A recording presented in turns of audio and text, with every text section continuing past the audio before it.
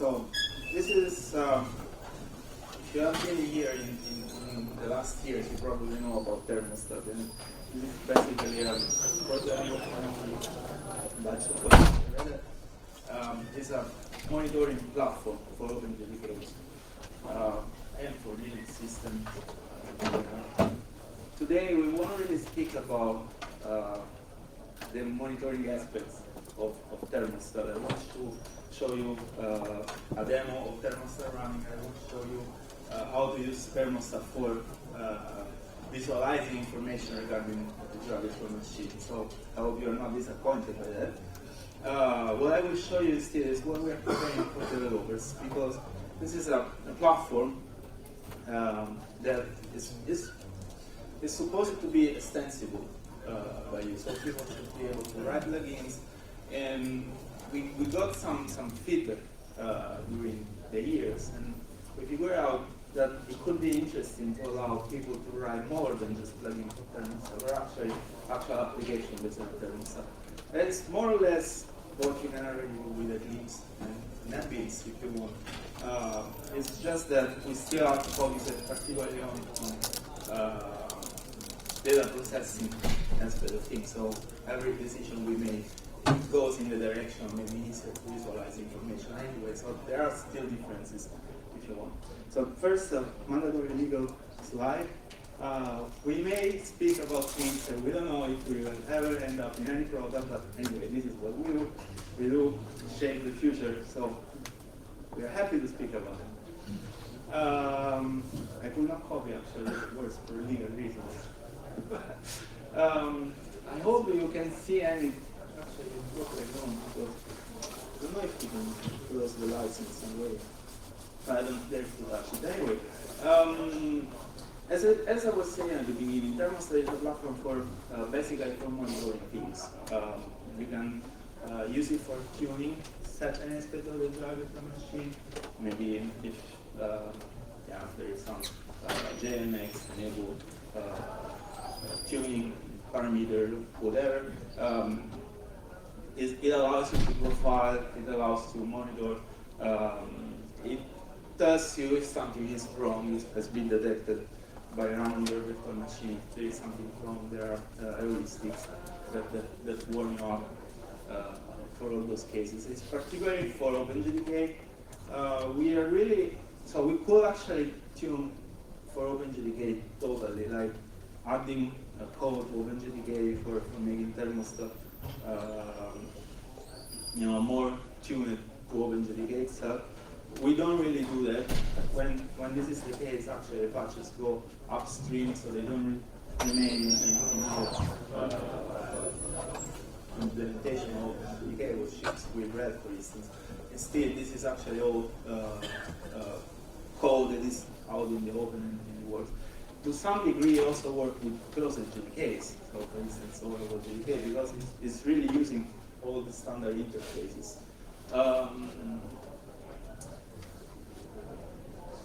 The current status of things, we just recently released a version 1.4. Every version is literally has a code name that is a literary references. We use it to have literary references as minor releases, but since we got actually out of things to read, so we're storing the names only for major release now. You can find it as an RTM package in RHEL, in the SCL 2.2, and this is actually something that should be out soon, so you probably will find it in or Fedora RTM already, but you can also just compile it from sources. It is OSGI based. For the most part, we try to get OSGI as an implementation data, but obviously there is a way to plug new code and pieces of functionality, and this is done by OSGI. until now, this is the 1.4 version, so this is actually code that is being shipped in production. We have all the presentation layers, so the user interface. This is a distributed tool, so yeah, it has an agent that the user runs on the host, and then plugs some information, maybe some agent code into the JVM for analysis, and then there is the storage layer, and then there is the user interface. So we're speaking now about the user interface side of things. It's based on model view controller implementation, pretty typical stuff. Yes, data sources, those are basically the things that you get information from. So in this case, we're speaking about Java virtual machine, maybe something about the garbage collector, but it can be something coming from the system, generally speaking. And this is how it looks when it's actually running. This is exactly a 1.4 version. You see there is all the virtual machine on the side. Here there is some information about the host in this case. It's doing some profiling there. We probably don't see all the data. It's not really important. It's pretty complex user interface. We do use a lot of custom widgets and tools and so forth. Another screenshot. This is the same section, so it's still doing stuff that was done before. But now you can click on a virtual machine and you can see the threads and some information about threads and so forth. This is how it looks when you take out all the plugins. It's very boring. Actually, they even added this after the fact just to make some color, because what you really have is a completely white window. It's actually white, not even gray. And what is this actually? This is the idea. Writing an application for Thermostat means that you can basically use it as a tool, as a completely empty tool for writing your things. So the idea was to have developers, the tools that we are actually using internally in Thermostat in the form of public API, so that you can plug all those small things and plugins inside this menu and create your own application. So what we will go to see today is actually one of those use cases. This is mostly stuff that we're targeting for Thermostat 2.0. Should be probably out in 1 year from now. The new stuff that we're doing is the platform API, which is exactly what is taking care of all the information coming from the plugin. So it's actually taking away all the tasks from the developers to write management code from the views and models and controllers and so forth, and actually abstracting all those ideas so that you only need to write small components and then Thermostat will handle them. This is the same way as if you would actually write a plugin for Thermostat. Then there is a data processing API. Basically, this allows people to do transformation on their data types, and most of those transformations actually fix it. At some point, you have a bunch of things you want to happen from your data source until it gets presented. So what you do is to write a lot of code that handle the various things that happens in video. Maybe I don't know, you get just one sample from somewhere, and then you start collecting other samples, and then you put them together, and then those samples have a lot of information, but you're only interested, for instance, in visualizing the trade information rather than everything that comes with the trade sample that you have. So all those things can be actually being quite time-consuming, but at the end of the day, they are always the same. So we figured out that it's much easier if we got kind of a standardized pipeline for processing all this information, give meaning on the data that comes from the various data sources, something like a timestamp. And then, of course, it's all about visualizing this stuff, so lots and lots of visualization tools and new chart style, new components, and so forth. That was a lot of feedback that we had from the Windows series. That they are usually backward compatible, so we cannot really just take out things. But we are more, less conservative than OpenJDK, where 2.0, we just really remove all the stuff that we don't like anymore. One of those things were support for the Eclipse client. When we started, we thought it was important to have Thermostat working as a plugin inside Eclipse. We also wanted some people to use as a swing tool, and yeah, there was a lot of clutter coming from those two different implementations. We just, also there was no real proper life cycle support, which is the most important thing. So you want to be, well, if you ever have experience on mobile development, you understand that quite well. So like, when there is something happening on your phone, for instance, you have a bunch of things that get, a bunch of elements that get sent to you. Like, it's like the view is on screen now, the view is moving, and so forth. This doesn't really happen with regular frameworks on the desktop side. You usually don't really have things that are handling for you. So you really have just the barebone things. Like if you want to be informed when there is some component visible, you need to attach listener to that. But there is no abstraction behind that. So you don't really have a controller or a model object that reacts to the same kind of events in a way that makes easier to write. Obviously, there are lots of solutions for frameworks, custom made framework, and so forth. I've been participating in one of those frameworks. It's JSR. It's a little bit stuck at this time. It's 344.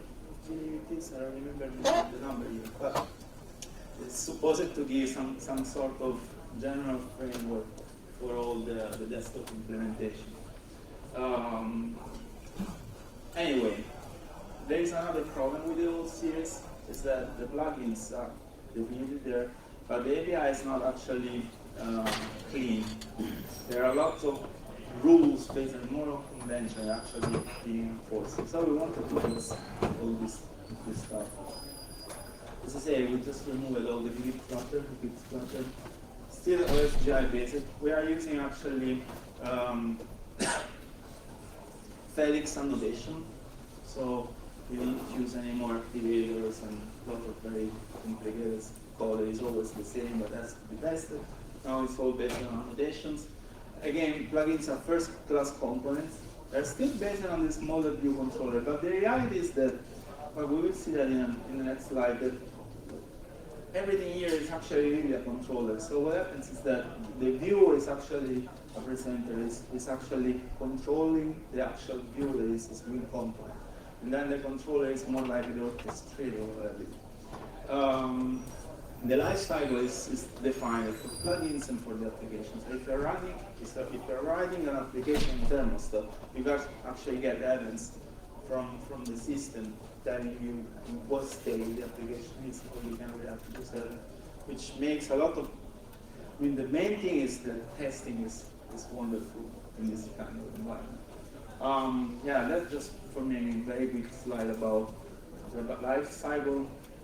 Events you get from the application, you have the creation, the initialization phase, and it can be either starter, stopper. There's a lot of arrows here and there, but probably I don't see that from here anyway. And then at some point the application closes or crashes and it gets destroyed. For MVC it's a little bit complicated, because we have actually 3 of those pieces rather than just one, and everything happens in their own threads, so the threads are actually separated from each other. So it's not like you are blocking the UI by default. If you're running some task in the controller, it's actually working on the application thread. If you run some task and use in a different thread, so communication between the two is actually a bit easier from one side, but obviously you need to know what thread is what, otherwise you may have designing issues. Java 8 makes that a lot easier. We don't use it. So, yeah, this is a little bit easier to understand probably in code. or what are the various states of the views and controllers in the relationship. It's really just basically a state machine, but the most important thing is that it's about making the right component reusable, so that you can just write one. For instance, if like a widget for searching some information, you just write one widget. They always behave the same way, it's controlled in the same way. Only the information needs to be passed in the way of the model of it. So, and by standardizing on the models as well, then this also becomes a lot easier, especially for testing purposes. And you just have to focus on the functionality itself, and you don't have to worry about when it's visible, when it's not visible. There are just methods about that, and they are all coded by the platform. So testing what happens when your view is visible is just a matter of calling the visible method that the platform will actually code for you, but you can call it manually for testing. Yeah, again, this is everything is really a controller here. Even the model is actually life cycle. So there is an initialization phase, there is starting phase when things can get connected. But of course, especially for the model can be shared by different user controllers. So there is still a local level of control in the end of the developer in this case. While view and controllers have less, they are more dependent on each other. The idea is to always have method running from one side to the other. So we actually added a lot of event handling code. You may realize that some of this stuff, especially probably a high tier, there are properties. So we kind of added properties in the style of JavaFX properties to a lot of our Swing components. So I actually went so far as re-implementing some of the binding and property binding stuff that you find in JavaFX, because this is really, really nice to use. And so when you have a property, you can bind from one component to another. Actually, everybody gets notified by the same element testing. So things you should find, you will find in the new implementation, very easy for developers. So the thread management, as they haven't processed it. We do have caching support, so it's possible to say restore the status of a view or a controller from file system or in memory. Then animation framework, which is the nicest thing here. Sounds a little bit old-fashioned today to speak about animation and Swing, but unfortunately, still a lot of people stuck on Swing and we cannot use JavaFX. And it's interesting to have a program animation framework that for small teams really, because animation should never be abusive. But it's nice that you actually have in Thermostat a program framework, so you don't need to have third-party libraries and stuff like that. Then layout management is also interesting, because a lot of those components actually they have to interact with each other, and this has been always notoriously difficult for Swing, especially painting outsider bounds. Actually, we do a lot of tricks with layout management, so this is actually very simple from programming point of view, and all the data is happening. So we basically try to get all the icon that we can with minimum efforts. That's all about the user interface experience, but of course, we are actually really visualizing information. So what happens here? Again, we want to give context. So Thermostat now is aware of what happens. Actually, you made it aware the first time something new happens for Thermostat. You write a small component, small plugin, and from that point on, Thermostat knows about what is a timestamp, and so the context around that. This is important because It allows you to, for instance, visualize the timestamp information always in the same way, or change the way this is visualized on screen based on the meaning of this timestamp information, which is all the context that is needed. But then it doesn't change anymore, it's always the same. So processing data becomes really just a stream. And again, you can start doing small pieces of execution that can be reused across various contexts. As I said before, we have a lot of ideas from JavaFX. We just stole all the ideas, we implemented them in a way when it made sense. If we could have used JavaFX, we would have. But you can recognize that, maybe it's just very small writing, but there are, change listener for observable values. That means properties that can change, they can be observed, then they are bound to each other, and they get validated. One typical example is to propagate the opacity in component from its parent to the child. You don't really want to do that always in the layout management or by overriding the head into your parent component, because that would be a mess. And then anyway, you want to have some control when you actually want the same translucency or not. So this is easier. You just bind the property. If you want to honor your parent translucency setting, you just bind this property, and then the repair manager will do the magic without special components. Then this is actually the last part of this, and then we will have a small demo. The data processing. So all this information we have, the context around it, the data, and so forth, they're actually useful for processing this image, this data, and also for visualizing it. Obviously, the graph is one of the most important data types for all. And we decided to add tools for layouting and visualization of graphs, and do all sorts of traverse stuff like topological sort, prefers, depth, and so forth. We also added schematic support.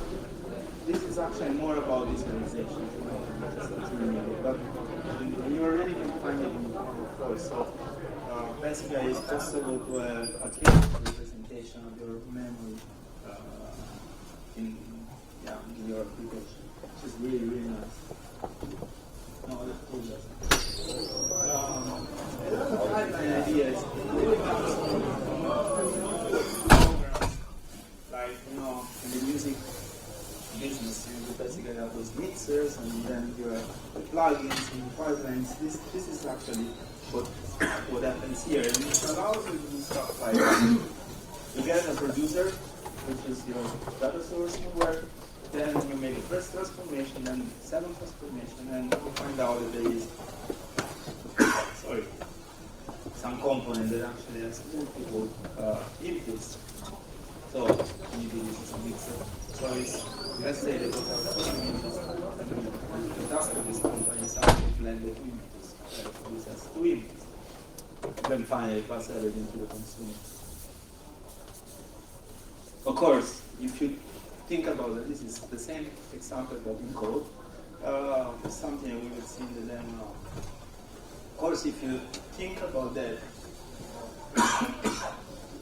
it's all the information that actually get visualized in a typical monitoring application, like thread analysis or like, I don't know, the garbage collection information. So when you have spikes in the data, then this makes the whole picture. I'm about to die. So this is Thermostat. We know nothing about monitoring, but using the actual implementation of the pipeline. I really wrote this demo in 1 week and a half. The idea was to actually test out how the thermostat API behaves in a real case where you actually want to write an application that has nothing to do with the data processing other than the fact that the data is actually images.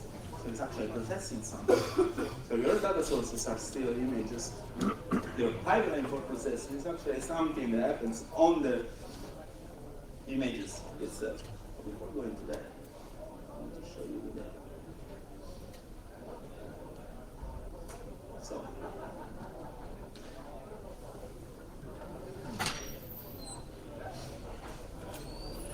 you can have import all the images, very trivial for you. And then some animation things, and then it's doing that stuff. So what happens here is that the controller is basically loading those images from the file system, and it's not really interrupting the user interface. It's doing under the hood. But obviously this is natural to say, but the nice thing is that in code, what happens is that things are very strictly separated. So you actually really write the this time. You just write the component for loading the images. You plug there, and then Thermostat takes care of when involved. And then this is my other mandatory feature. And some more effects, and then some data processing pipeline. And you can see here the output from the processing pipeline is basically telling, yes, we have an image from the source. In this case, what I did was to change in black and white, so there is an averaging grayscale filter. It just calculates the average for the 3 color components, very trivial stuff, and then it passes to the next level. And if you see that now I only started the averaging filter.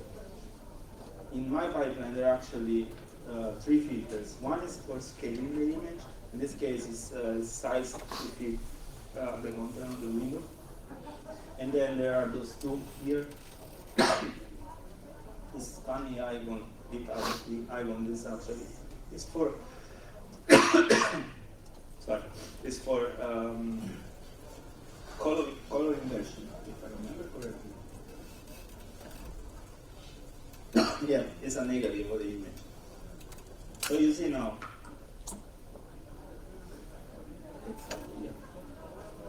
the buffer image. This is the source buffer image. You can see some address. Then it's passed to the negative filter. It's actually a different. So the input source is the same as before because it's the same. But then what goes on the next level is a different image. So as we transform it, in this case, replace it. If I do changes,